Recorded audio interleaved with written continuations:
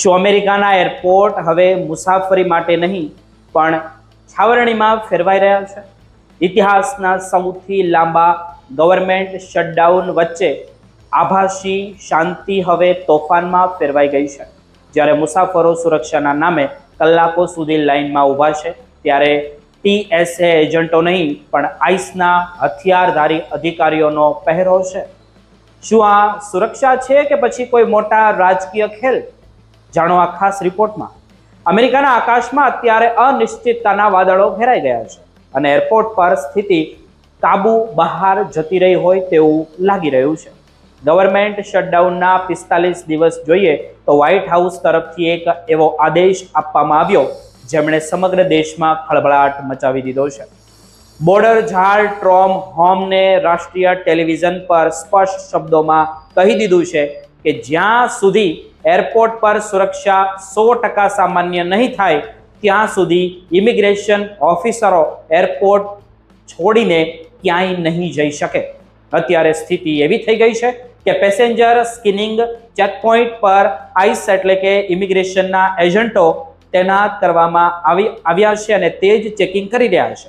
હોમે CBS અને CNN પર આવેલા ઇન્ટરવ્યુમાં સાફ કહ્યું છે કે જે TSA એજન્ટો પાછા નહીં આવે તો આઈસના એજન્ટો ત્યાં જ રહેશે અને તેમની સંખ્યામાં વધારો પણ કરવામાં આવી શકે છે.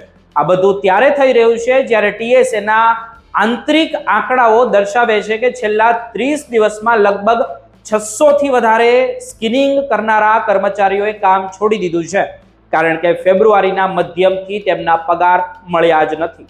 આ સિવાય સેંકડો કર્મચારીઓ બીમારીનું બહાનું કાઢીને ગેરહાજર રહી શકે છે કે પછી રહ્યા જ છે, જેના પરિણામે લોસ એન્જલસ, એટલાન્ટા અને ન્યુયોર્કના JFK જેવા મોટા એરપોર્ટ પર મુસાફરીની લાંબી લાઈનો લાગેલી છે. લોકો એરપોર્ટના ફ્લોર પર સૂવા માટે મજબૂર બન્યા છે. આ શટડાઉન પાછળનું મુખ્ય કારણ ઇમિગ્રેશન સુધારા પરના રાજકીય ગજગ્રાહ છે. ડેમોક્રેટ્સ ડ્રીમર્સ માટે રક્ષણ અને નાગરિકતાના માર્ગની માંગ કરી રહ્યા છે, જ્યારે રિપબ્લિકન પક્ષ બોર્ડર સિક્યુરિટી અને સામૂહિક દેશ નિકાલની સત્તા માટે અડેલો છે તેવું ગણી શકાય. આ ખેંચતાણમાં TSAના અધિકારીઓને સૌથી વધારે જે પીસાવવું પડ્યું હોય તેવું દેખાઈ રહ્યું છે. સૌથી વધુ પાયમાલ થયા હોય તે એ વ્યક્તિઓ છે, કારણ કે તેમને આવશ્યક કર્મચારીઓની શ્રેણીમાં ગણવામાં આવ્યા નથી, જેથી તેમને પગાર વગર કામ કરવું પડી રહ્યું છે. શિકાગોના એક સુપરવાઇઝરે તો ત્યાં સુધી કહ્યું કે 15 વર્ષથી કામ કરતા અનુભવી લોકો હવે ઘરનું ભાડું નથી ભરી શકતા અને નોકરી છોડી રહ્યા છે.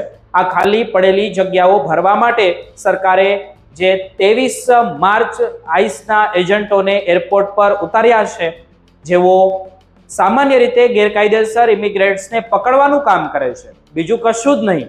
હવે તેઓ એરપોર્ટના પેરીમીટર અને કોન્કોર્સના પેટ્રોલિંગ કરી રહ્યા છે. મુસાફરોમાં ફફડાટ છે, કારણ કે આ એજન્ટ પાસે શંકાસ્પદ વ્યક્તિને અટકાવવામાં લેવાની સત્તા છે.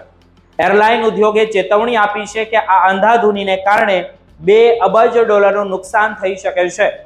સેનેટર લિન્ડસે ગ્રાહમ જેવા રિપબ્લિકન નેતાઓએ પણ હવે ચિંતા વ્યક્ત કરી છે, જ્યારે શક શુમર આક્ષેપ કર્યો છે કે વ્હાઇટ હાઉસ એરપોર્ટને ઇમિગ્રેશન ચેકપોઇન્ટમાં ફેરવીને રાજકીય ડ્રામા કરી રહ્યું છે. બીજી તરફ પ્રેસ સેક્રેટરી કોરેલિન લિવિટે સ્પષ્ટ કહ્યું છે કે રાષ્ટ્રપતિ ડોનાલ્ડ ટ્રમ્પ ગેરકાયદેસર ઇમિગ્રેશનને પ્રોત્સાહન આપે તેવા કોઈ બિલ પર સહી નહીં કરે.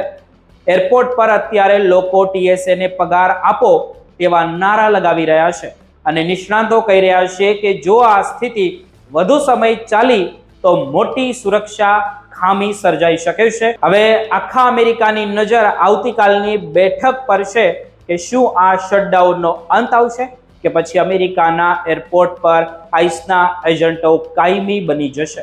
તે આપણે જોવું રહ્યું.